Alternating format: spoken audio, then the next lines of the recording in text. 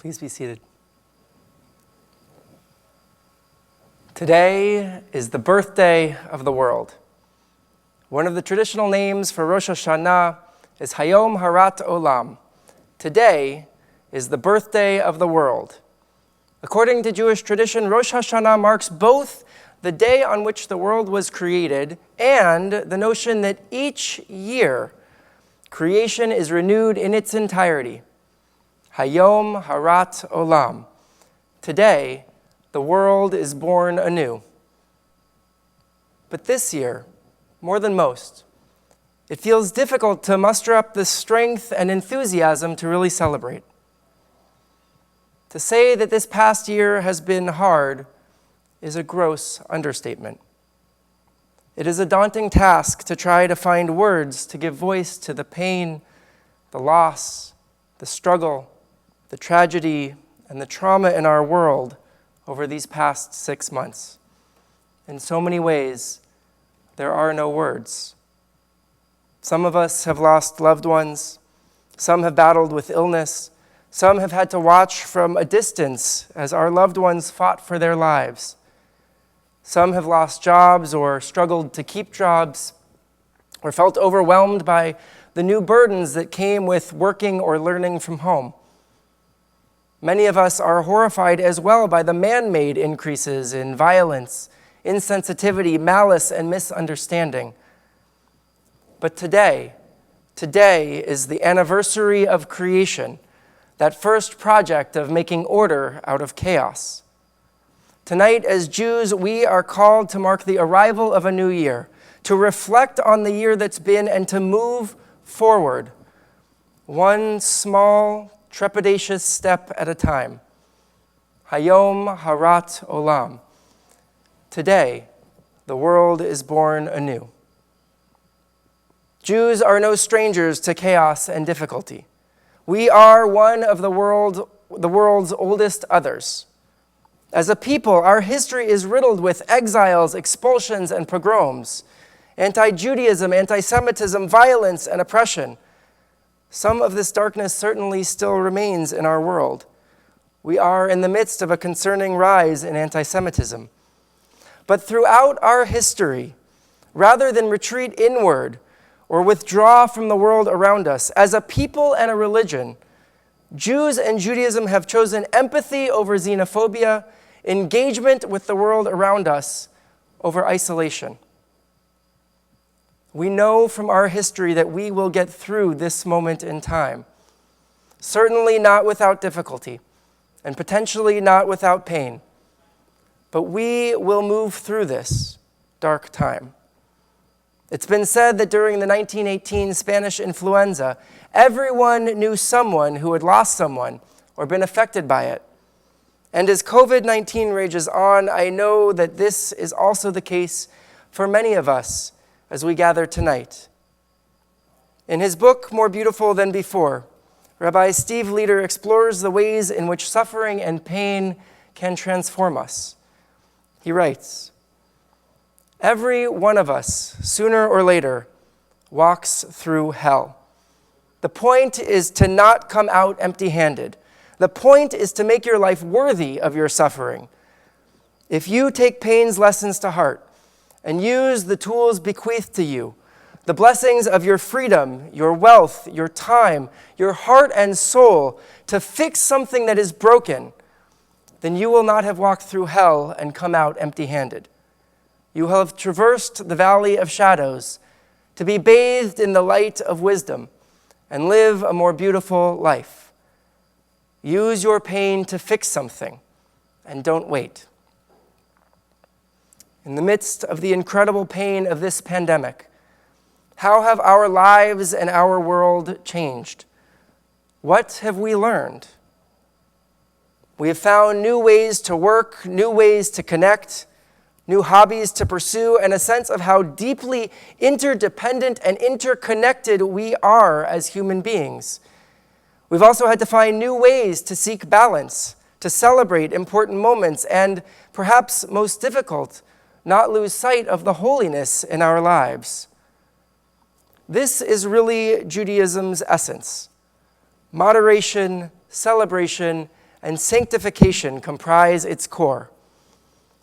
Psychologist Wendy Mogul, in her book on parenting through a Jewish lens, The Blessing of a Skinned Knee, explains that the principle of moderation teaches us to do two seemingly incompatible things at once: to passionately embrace the material world that God has created while exercising self-discipline.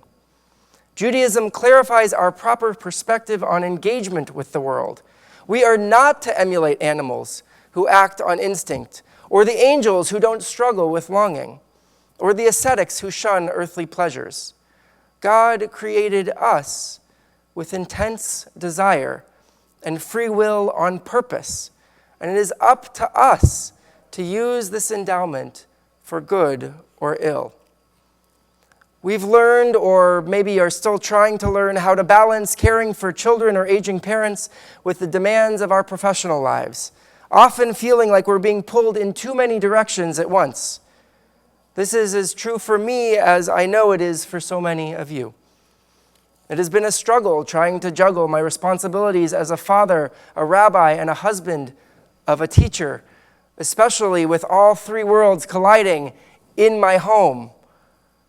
But despite the new stresses and challenges that exist, I've come to appreciate the incredible gift of time I'm getting. Time to eat with my kids and Amy at lunch and dinner, getting to hear about their day. Time to read stories, tuck them into bed, and give them a kiss goodnight almost every night. These are small, simple gifts that aren't normally a given in a rabbi's life, but I'll certainly carry these moments with me. Our tradition teaches us the importance of trying to find balance in our lives, even if the scale is tipped too far sometimes towards work or too far towards disengagement. The goal is to strive to be better, not perfect. Moderation, Mogul continues, leads to the second principle, celebration. We are obliged to embrace God's gifts moderately but enthusiastically. In other words, we are obliged to give thanks and to party. Celebration can take hundreds of forms, from the year-round Jewish cycle of celebrating major and minor holidays to saying blessings over food, rainbows, new clothes, a narrow escape, or doing something for the very first time. We found many new ways of celebrating. Zoom seders, Zoom birthday parties, and Zoom b'nai mitzvah.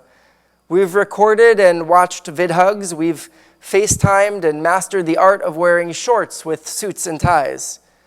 My uncle, who lives outside of Atlanta, was able to join our family Seder for the first time in years. He even got to meet my kids for the first time. We've also found new ways to come together in mourning, with virtual funerals and Shiva Minyanim.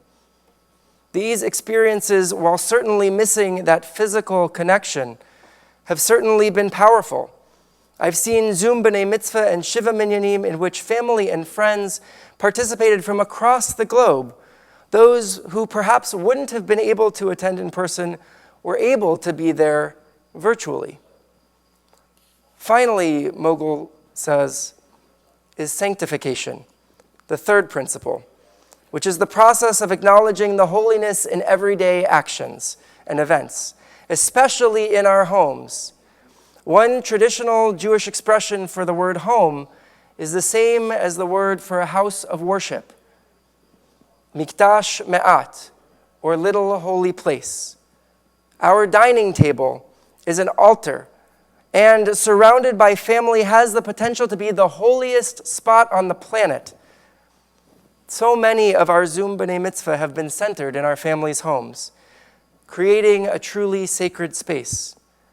Consider this very moment we're all experiencing together. Who could have imagined the high holy days happening in our homes? Yet here we all are, creating sacred space and a sacred moment in our living rooms. We have discovered that we can make these otherwise ordinary, everyday spaces holy. So much holiness can be found in the opportunities this virtual world has created. After one dear friend who I hadn't talked to in many, many years popped up in a VidHug for my own milestone birthday this summer, we were able to reconnect, pull in another long-lost friend, and pick up our friendship again over Zoom, the years of time apart melting away. Back in March, in the first weeks of sheltering in place, here at Beth Am, we arranged to have volunteers call some of the older and more isolated members of the congregation to check in, make sure everyone had what they needed, and to help arrange for the delivery of any essentials. It was also an opportunity for our congregants to connect with each other in a new and sometimes profound way. One volunteer caller shared with me that during one of her first phone calls, she connected with the gentleman she was calling over their shared love of music. It turned out that her son played piano and offered to play for this congregant over the phone. After the piece, she commented that she felt sorry he was alone. And he replied, "Well, I'm not alone right now." They still talk every Sunday, and her son even wrote a special piece for his birthday. In turn, this older congregant also sends videos of different composers that he likes for them to discuss. There is certainly holiness in the way in which these congregants, who perhaps may have never connected before, came together in a way that would have seemed unlikely just a few months earlier. There are so many stories like this one that have emerged from the midst of this pandemic. Stories of human connection, of our ability to open our eyes and see the humanity of those who may not look or think like us. The pain of this pandemic has opened our eyes, helped us to see the pain that has always been present and the suffering that too many in our community, our country, and our world have endured for far too long. Every one of us, sooner or later, walks through hell. The point is to not come out empty-handed.